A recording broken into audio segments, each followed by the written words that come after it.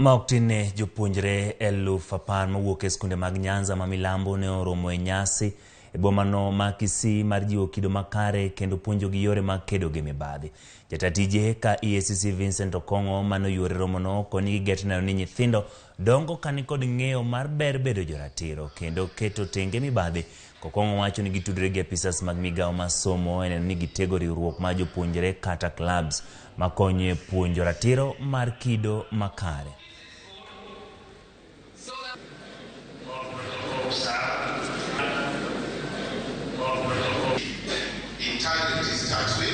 We have a forum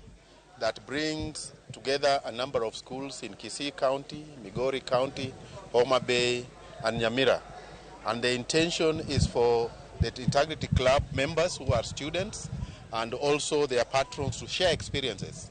on how they are managing these integrity clubs, what measures have they taken to promote integrity in schools, and what challenges are they facing, which we can address as EACC and also as a school managers in this part of the region. And we're happy with the partnership that we are receiving from the Commission, because it will go along in influencing even other member society, right from the young age, that the people should be able to know that as a nation,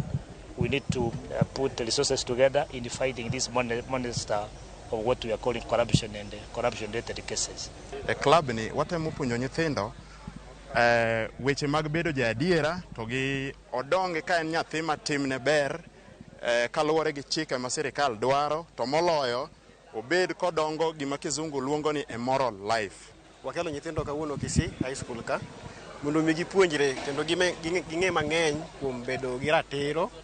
kido maber to gibed patriots man gi kido maber manyalo miyo